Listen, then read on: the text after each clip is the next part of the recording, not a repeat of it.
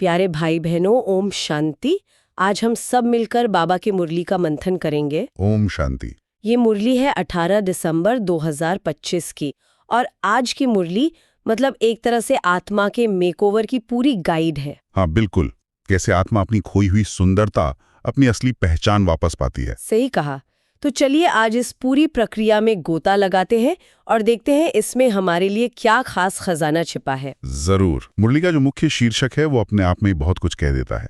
मीठे बच्चे, बेहद का बाबा आया है, तुम बच्चों का ज्ञान से श्रृंगार करने, उच्च पद पाना है तो सदा श्रृंगारे हुए रहो। ज्ञान से श्रृंगार, ये शब्द अपने आप में कितना पावरफुल है ना? हाँ, हम आमतौर पे श्रृंगार को मतलब बाहरी सुंदरता से जोड़ते हैं। हाँ, अच्छे कपड़ों या गहनों से। बिल्कुल, लेकिन यहाँ तो बात आत्मा के श्रृंगार की हो रही है। इसका असल में मतलब क्या है, ये कैसे काम करता है, ये बहुत ही गहरा पॉइंट है। देखिए, मुरली हमें हमारी सोच के दायरे से बाहर ले जाती है। बाहरी श्रृंगार तो वो तो अस्थायी होता है, कुछ घंटों का। सही बात है। लेकिन ज्ञान का श्रृंगार आत्मा के गुणों को निखारता है। शांति, प्रेम, पवित्रता, ये एक तरह का आंतरिक तेज है, एक ऑरा है। अच्छा, जैसे एक ज्ञानी व्यक्ति के चेहरे पर एक अलग ही चमक होती है। बिल्कुल। वो किसी मेकअप की मोहताज नहीं होती। बेहद का पिता यानी परमात्मा हमें वही अविनाशी गहने पहनाने आया है। ये वो श्रृंगार है जो हमें सिर्फ इस जन्म में नहीं बल्कि अनेक जन्मों के लिए श्रेष्ठ बनाता है। वाह, मतलब ये तो पर्सनालिटी डेवलपमेंट का अल्टीमेट कोर्स हो गया। हाँ, कह सकते हैं। ये आत्मसम्मान का श्रृंगार है। तो अगर परमात्मा आत्मा का श्रृंगार कर रहे हैं तो उन्हें किस तरह के सजे सवरे बच्चे देखकर सबसे ज्यादा खुशी होती है? मुरली में इस पर एक सवाल भी है ना? हाँ बिल्कुल। सवाल पूछा गया है, किन बच्चों को देखकर बेहद का बाप बहुत खुश होते हैं?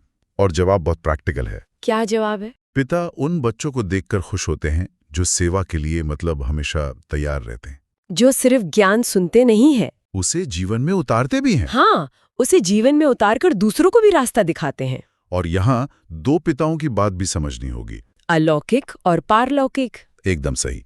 एक अलौकिक यानी ब्रह्मा बाबा और दूसरे पारलौकिक शिव बाबा। जो बच्चे दोनों की शिक्षाओं पर चलते हैं यानी संगठन में भी प्यार से रहते हैं और परमात्मा की याद में भी, वो पिता को प्रिय है। असल में खुशी का राज देने में है। ये दो पिता वाली बात आज के दौर में बहुत प्रासंगिक है। मतलब हमें अपने लौकिक और आध्यात्मिक दोनों कर्तव्यों में एक संतुलन बनाना है। बिल्कुल। खैर, ये जो सेवा और लगन की बात है, इसका सीधा कनेक्शन पवित्रता से लगता है। मुरली में लाइट के ताज का जिक्र आता है। ये कोई फिजिकल ताज तो है नहीं। तो ये है क्या?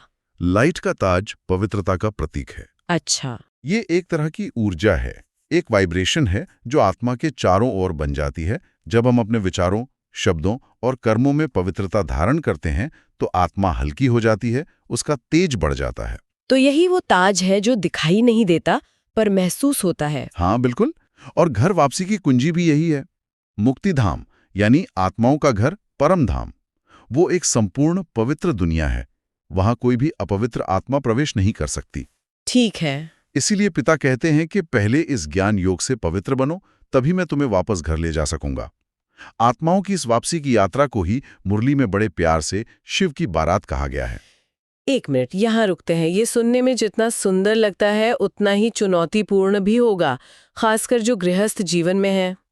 सही बात है। मुरली कहती है कि शादी करके भी पवित्र रहा जा सकता है और उससे 21 जन्मों की राजाई मिलती है। ये तो आज के समाज की धारणाओं के बिल्कुल विपरीत है। ये प्रैक्टिकली कैसे संभव है? आपका सवाल बहुत महत्वपूर्ण है और ये बहुतों के मन में आता है। देखिए, ये ज्ञान शरीर को नहीं आत्मा को देखता है। अच्छा। जब दो लोग खुद को शरीर ना समझकर आत्मा समझते हैं तो उनका रिश्ता दैहिक आकर्षण से ऊपर उठकर आत्मिक स्नेह पर आधारित हो जाता है। मतलब वो एक दूसरे के सहयोगी बन जाते हैं। हाँ, वे एक दूसरे के काम विकार को जीतने में सहयोगी बन जाते हैं, प्रतिद्वंद्वी नहीं। ये एक बहुत ऊंची समझ है जहां लक्ष्य मिलकर परमात्मा को याद करना और श्रेष्ठ पद पाना होता है। इसी को पवित्र प्रवृत्ति मार्ग कहते हैं। जी, ये मुश्किल जरूर है लेकिन असंभव नहीं। और इसका इनाम इतना बड़ा है, 21 जन्मों का सुखी, निरोगी और संपन्न जीवन, कि ज्ञानी आत्माएं इस पुरुषार्थ को खुशी खुशी करती हैं। समझ गई। मतलब रिश्ते की परिभाषा ही बदल जाती है। शरीर के रिश्ते से आत्मा के साथी तक का सफर। बिल्कुल। तो ये जो पवित्रता की यात्रा है, ये एक तरह से पूरी ट्रांसफॉर्मेशन है। मुरली में इसके लिए एक बहुत ही खूबसूरत मिसाल दी गई है, श्याम से सुंदर बनने की। हाँ, ये सिर्फ श्री कृष्ण की एक पौराणिक कहानी का खुलासा नहीं है, बल्कि कुछ और गहरा है ना? बिल्कुल, ये सिर्फ एक कहानी का आध्यात्मिक रहस्य नहीं, बल्कि ये हर आत्मा की कहानी है। ये एक मनोवैज्ञानिक प्रक्रिया को दिखाता है। कैसे? मुरली समझाती है कि काम विकार और अन्य विकारों की अग्नि में जलकर आत्मा अपनी शक्ति और चमक खो देती है। वो श्याम या सांवरी बन जाती है। ये एक तरह से स्पिरिचुअल बर्नआउट की स्थिति है, जहाँ आत्मा थक जाती है। हाँ। फिर जब परमात्मा आकर उसे ज्ञान का जल देते हैं, उसकी शक्तियों को फिर से जगाते हैं, तो वही आत्मा फिर से सुंदर यानी तेजस्वी और पावन बन जाती है। अच्छा, तो श्री कृष्ण को जो श्याम सुंदर कहते हैं, उसका रहस्य ये है? हाँ, उसका रहस्य ये है कि अपने 84 जन्मों के अंत में जब वो साधारण मनुष्य के रूप में होते हैं, तब परमात्मा उनमें प्रवेश कर उन्हें और बाकी आत्माओं को ज्ञान देकर फिर से सुंदर बनाते हैं। सतयुग का प्रिंस तो जन्म से ही सुंदर और पावन होता है। ठीक है, तो आत्मा को श्याम से सुंदर बनना है, मतलब अपनी ओरिजिनल ग्लोरी को फिर से पाना है। लेकिन ये होगा कैसे? मुरली में इसका कोई प्रैक्टिकल टूल बताया गया है? क्योंकि स्वदर्शन चक्र का नाम सुनते ही मन में तो विष्णु जी का वो हथियार आता है। आपने बिल्कुल सही पॉइंट उठाया। समाज में यही छवि बनी हुई है, लेकिन मुरली इसका असली गहरा अर्थ समझाती है। ये कोई हिंसक हथियार नहीं है, बल्कि एक self correction tool. Self correction tool मतलब?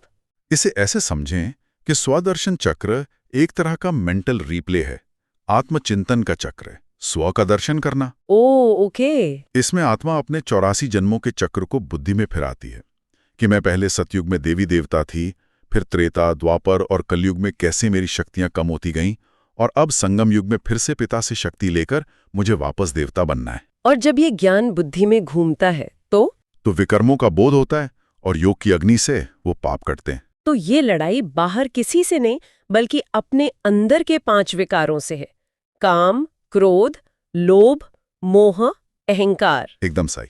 इसलिए मुरली में डबल अहिंसक बनने की बात कही गई है। डबल अहिंसक? हाँ, एक तो स्थूल हिंसा नहीं करना, जो सब जानते हैं, लेकिन दूसरी और गहरी अहिंसा है काम कटारी न चलाना, यानी अपने विचारों और दृष्टि से भी किसी को अपवित्र न करना। ये अहिंसा का सर्वोच्च रूप है। वाह! जब इस चक्र को फिराकर हम विकारों पर जीत पा लेते हैं, तो हमारे कर्म अकर्म बन जाते हैं।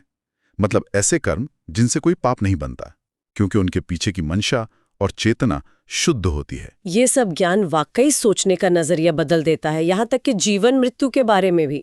मुरली में एक लाइन है जो किसी को भी पहली बार में शॉक कर सकती है। कौन सी? अम्मा मरे तो हलवा खाओ। पहली बार सुनने में ये बहुत कठोर, बहुत भावना शून्य लगता है। क्या ये ज्ञान हमें पत्थर दिल बनने के लिए कह रहा है? मैं समझ सकता हूं ये सुनकर कैसा लगता है। देखिए, ये कहावत ज्ञान की पराकाष्ठा को दर्शाती है, न कि भावना शून्यता को।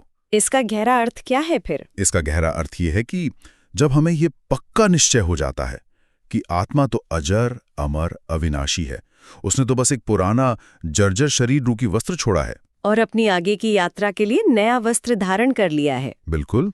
तो फिर रोने का कारण क्या है? रोना या शोक मनाना देह अभिमान की निशानी है। ज्ञान कहता है कि कोई कहीं नहीं गया, आत्मा ने तो अपना पाठ पूरा करके अगली क्लास में प्रमोशन ले लिया। काल जैसी कोई चीज नहीं है। हाँ, काल कोई राक्षस नहीं है जो आत्मा को खा जाता है। ये दुख से मुक्त होकर उस आत्मा को शांति की वाइब्रेशन देने की स्थिति है। ये कठोरता नहीं, बल्कि वैराग्य और आत्मिक स्मृति की निशानी है। मैं आपकी बात समझ रही हूँ। मतलब दुख मनाने की जगह उस आत्मा की आगे की यात्रा के लिए शुभकामनाएं देना, ये वाकई एक बहुत बड़ा पैराडाइम शिफ्ट है। जी। तो इस पूरी गहरी बातचीत के बाद अगर सुनने वालों को अपनी रोज की जिंदगी में कुछ प्रैक्टिकल पॉइंट्स लेके जाने हों, तो मुरली के सार से वो 2 मुख्य बातें क्या होंगी? मुरली ने आज की धारणा के लिए 2 बहुत स्पष्ट और शक्तिशाली बिंदु दिए हैं। पहला क्या है? स्वदर्शन चक्र फिराते हुए अपने पापों को भस्म करना है। किसी भी परिस्थिति में आंसू नहीं बहाने हैं और इस रूहानी पढ़ाई से अपना पद श्रेष्ठ बनाना है। इसका मतलब है ज्ञान पर चिंतन करना है और भावनात्मक रूप से मजबूत बनना है। और दूसरा? यह वानप्रस्थ अवस्था का समय है, इसलिए बहुत साधारण रहना है, न बहुत ऊंचा न बहुत नीचा। वापस जाने के लिए आत्मा को संपूर्ण पावन बनाना है। इसका भाव है कि यह दुनिया पुरानी हो चुकी है, इससे दिल नहीं लगाना है। अपनी जीवन शैली सात्विक और सरल रखनी है। हाँ, ताकि मन बुद्धि परमात्मा की याद में आसानी से टिक सके। बहुत सुंदर।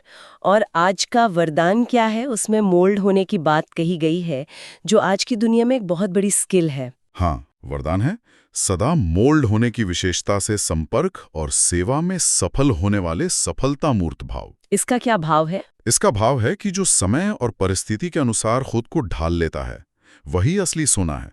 सोने को किसी भी आकार में ढाला जा सकता है। वैसे ही ज्ञानी आत्मा अकड़ती नहीं, बल्कि हर व्यक्ति और हर सिचुएशन के साथ एडजस्ट कर लेती है। अच्छा, जैसे ब्रह्मा बाबा का उदाहरण दिया गया है। हाँ, कि वो बच्चों के साथ बच्चे, बड़ों के साथ बड़े बन जाते थे। ये लचीलापन ही सेवा और संबंधों दोनों में सफलता की गारंटी है। और आज का स्लोगन भी इसी से जुड़ा हुआ लगता है। बिल्कुल, स्लोगन है जहां सर्व शक्तियां हैं वहां निर्विघ्न सफलता साथ है। ये एक तरह से वरदान का पूरक है। मतलब जब सारी शक्तियां आ जाती हैं तो कोई विघ्न रोक नहीं सकता। हाँ, जब आत्मा में सहन शक्ति, सामना करने की शक्ति, समाने की शक्ति, ये सब आ जाती हैं तो सफलता फिर कोई मंजिल नहीं रहती, बल्कि यात्रा का हिस्सा बन जाती है। तो आज के हमारी चर्चा का सार यही है कि ये ज्ञान सिर्फ सुनने या जानने की चीज नहीं है, बल्कि ये आत्मा का श्रृंगार करने, उसे पूरी तरह से ट्रांसफॉर्म करने की एक प्रैक्टिकल प्रक्रिया है। सही कहा। ये पुरुषोत्तम संगम युग है ही साधारण मनुष्य से देवता बनने के पुरुषार्थ का युग। इसीलिए मुरली में इस ज्ञान को एक यूनिवर्सिटी कम हॉस्पिटल भी कहा गया है। यूनिवर्सिटी और हॉस्पिटल दोनों। हाँ, ये एक यूनिवर्सिटी है जहां हम 21 जन्मों की राजाई पाने की पढ़ाई पढ़ते हैं, और एक हॉस्पिटल भी है जहां जन्म जन्म के दुखों और विकारों की बीमारी से आत्मा को एवर हेल्दी और वेल्दी बनाया जाता है, ताकि वो सतयुग यानी सचखंड के लायक बन सके। बिल्कुल। चलिए, सुनने वालों के लिए एक विचार छोड़ जाते हैं। मुरली कहती है कि यह अनादि अविनाशी ड्रामा है जो हर 5000 साल बाद हूबहू फिरता रहता है। अगर ये सच है तो इसका मतलब है कि आज का हमारा हर पल, हर कर्म एक तरह से अनंत काल के लिए रिकॉर्ड हो रहा है। ये जानते हुए आज ऐसा कौन सा एक छोटा सा बदलाव अपने व्यवहार या सोच में लाया जा सकता है जिसकी गूंज आप हजारों साल बाद भी खुशी से सुनना चाहेंगे?